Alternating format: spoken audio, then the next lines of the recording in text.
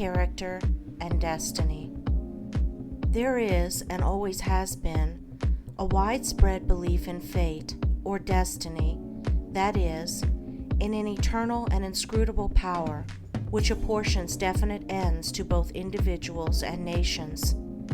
This belief has arisen from long observation of the facts of life. Men are conscious that there are certain occurrences which they cannot control, and are powerless to avert. Birth and death, for instance, are inevitable, and many of the incidents of life appear equally inevitable. Men strain every nerve for the attainment of certain ends, and gradually they become conscious of a power which seems to be not of themselves, which frustrates their puny efforts, and laughs, as it were, at their fruitless striving and struggle. As men advance in life, they learn to submit, more or less, to this overruling power which they do not understand, perceiving only its effects in themselves and the world around them, and they call it by various names, such as God, providence, fate, destiny, etc. Men of contemplation, such as poets and philosophers, step aside, as it were, to watch the movements of this mysterious power, as it seems to elevate its favorites on the one hand and strike down its victims on the other, without reference to merit or demerit. The greatest poets, especially the dramatic poets, represent this power in their works, as they have observed it in nature. The Greek and Roman dramatists usually depict their heroes as having foreknowledge of their fate and taking means to escape it, but by so doing, they blindly involve themselves in a series of consequences which bring about the doom they are trying to avert. Shakespeare's characters, on the other hand, are represented, as in nature, with no foreknowledge, except in the form of presentiment, of their particular destiny.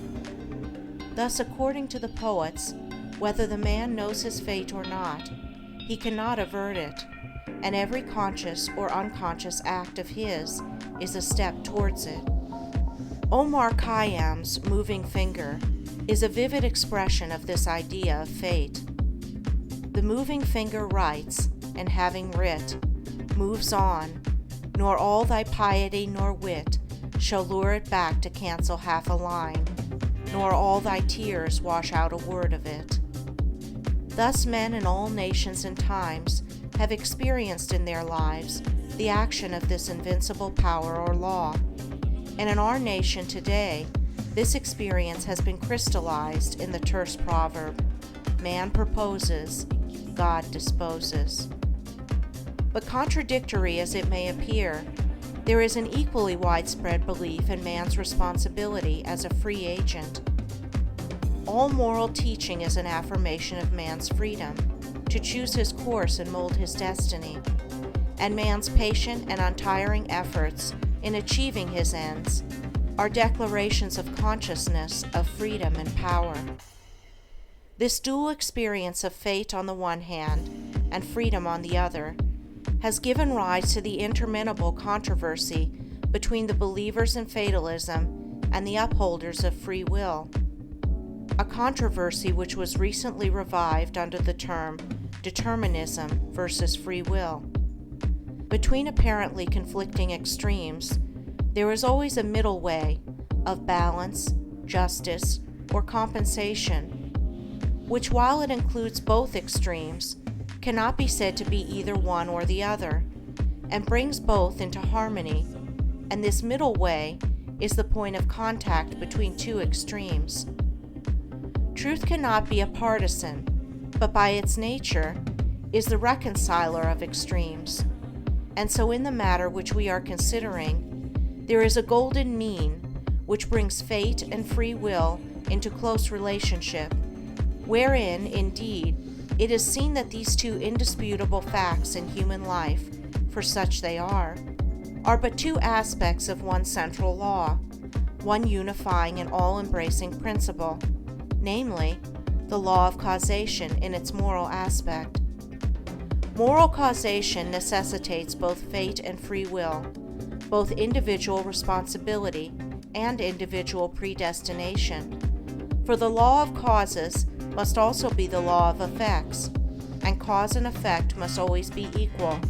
The train of causation, both in matter and mind, must be eternally balanced, therefore eternally just, eternally perfect. Thus every effect may be said to be a thing preordained, but the predetermining power is a cause, and not the fiat of an arbitrary will. Man finds himself involved in the train of causation. His life is made up of causes and effects. It is both a sowing and a reaping. Each act of his is a cause, which must be balanced by its effects. He chooses the cause, this is free will. He cannot choose, alter, or avert the effect, this is fate. Thus free will stands for the power to initiate causes, and destiny is involvement in effects. It is therefore true that man is predestined to certain ends, but he himself has, though he knows it not, issued the mandate, that good or evil thing from which there is no escape, he has, by his own deeds, brought about. It may here be urged that man is not responsible for his deeds, that these are the effects of his character, and that he is not responsible for the character, good or bad, which was given him at his birth. If character was given him at birth, this would be true, and there would then be no moral law, and no need for moral teaching. But characters are not given ready-made. They are evolved. They are indeed effects, the products of the moral law itself, that is, the products of deeds. Character result of an accumulation of deeds which have piled up, so to speak, by the individual during his life. Man is the doer of his own deeds. As such, he is the maker of his own character. And as the doer of his deeds and the maker of his character, he is the molder and shaper of his destiny. He has the power to modify and alter his deeds, and every time he acts, he modifies his character. And with the modification of his character for good or evil, he is predetermining for himself new destinies, destinies disastrous or beneficent, in accordance with the nature of his deeds. Character is destiny itself, as a fixed combination of deeds. It bears within itself the results of those deeds. These results lie hidden as moral seeds in the dark recesses of the character, awaiting their season of germination, growth, and fruitage. Those things which befall a man are the reflections of himself, that destiny which pursued him, which he was powerless to escape by effort or avert by prayer, was the relentless ghoul of his own wrong deeds, demanding and enforcing restitution.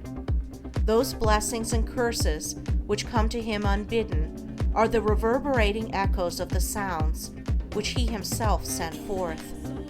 It is this knowledge of the perfect law working through and above all things, of the perfect justice operating in and adjusting all human affairs, that enables the good man to love his enemies and to rise above all hatred, resentment, and complaining, for he knows that only his own can come to him, and that, though he be surrounded by persecutors, his enemies are but the blind instruments of a faultless retribution, and so he blames them not, but calmly receives his accounts and patiently pays his moral debts. But this is not all. He does not merely pay his debts. He takes care not to contract any further debts. He watches himself and makes his deeds faultless. While paying off evil accounts, he is laying up good accounts. By putting an end to his own sin, he is bringing evil and suffering to an end. And now let us consider how the law operates in particular instances in the outworking of destiny through deeds and character. First, we will look at this present life, for the present is a synthesis of the entire past. The net result of all that a man has ever thought and done is contained within him. It is noticeable that sometimes the good man fails and the unscrupulous man prospers, a fact which seems to put all moral maxims as to the good results of righteousness out of account. And because of this, many people deny the operation of any just law in human life, and even declare that it is chiefly the unjust that prosper. Nevertheless, the moral law exists, and is not altered or subverted by shallow conclusions. It should be remembered that man is a changing, evolving being. The good man was not always good. The bad man was not always bad. Even in this life, there was a time, in a large number of instances, when the man who is now just was unjust, when he who is now kind was cruel, when he who is now pure was impure. Conversely, there was a time in this life, in a number of instances, when he who is now unjust was just, when he who is now cruel was kind, when he who is now impure was pure. Thus the good man who is overtaken with calamity today is reaping the result of his former evil sowing. Later he will reap the happy result of his present good sowing, while the bad man is now reaping the result of his former good sowing. Later he will reap the result of his present sowing of bad. Characteristics are fixed habits of mind, the results of deeds. An act repeated a large number of times becomes unconscious or automatic. That is, it seems to repeat itself without any effort on the part of the doer, so that it seems to him almost impossible not to do it, and then it has become a mental characteristic. Here is a poor man out of work. He is honest and is not a shirker. He wants work and cannot get it. He tries hard and continues to fail. Where is the justice in his lot? There was a time in this man's condition when he had plenty of work. He felt burdened with it. He shirked it and longed for ease. He thought how delightful it would be to have nothing to do. He did not appreciate the blessedness of his lot. His desire for ease is now gratified, but the fruit for which he longed, and which he thought would taste so sweet, has turned to ashes in his mouth. The condition which he aimed for, namely, to have nothing to do, he has reached, and there he is compelled to remain till his lesson is thoroughly learned. And he is surely learning that habitual ease is degrading, that to have nothing to do is a condition of wretchedness, and that work is a noble and blessed thing. His former desires and deeds have brought him where he is, and now his present desire for work, his ceaseless searching and asking for it, will just as surely bring about its own beneficent result. No longer desiring idleness, his present condition will, as an effect, the cause of which is no longer propagated, soon pass away, and he will obtain employment. And if his whole mind is now set on work, and he desires it above all else, then when it comes, he will be overwhelmed with it. It will flow into him from all sides, and he will prosper in his industry. Then, if he does not understand the law of cause and effect in human life, he will wonder why work comes to him apparently unsought, while others who seek it strenuously fail to obtain it. Nothing comes unbidden. Where the shadow is, there also is the substance. That which comes to the individual is the product of his own deeds. As cheerful industry leads to greater industry and increasing prosperity, and labor shirked or undertaken discontentedly leads to a lesser degree of labor and decreasing prosperity, so with all the varied conditions of life as we see them. They are the destinies wrought by the thoughts and deeds of each particular individual. So also with the vast variety of characters. They are the ripening and ripened fruit of the sowing of deeds. As the individual reaps what he sows, so the nation, being a community of individuals, reaps also what it sows. Nations become great when their leaders are just men. They fall and fade when their just men pass away. Those who are in power set an example, good or bad, for the entire nation. Great will be the peace and prosperity of a nation when there shall arise within it a line of statesmen who, having first established themselves in a lofty integrity of character, shall direct the energies of the nation toward the culture of virtue and development of character, knowing that only through personal industry, integrity, and nobility can national prosperity proceed. Still, above all, is the great law, calmly and with infallible justice, meting out to mortals their fleeting destinies, tear-stained or smiling, the fabric of their hands. Life is a great school for the development of character, and all, through strife and struggle, vice and virtue, success and failure, are slowly but surely learning the lessons of wisdom. End of Chapter 1. Recording by Andrea Fiore.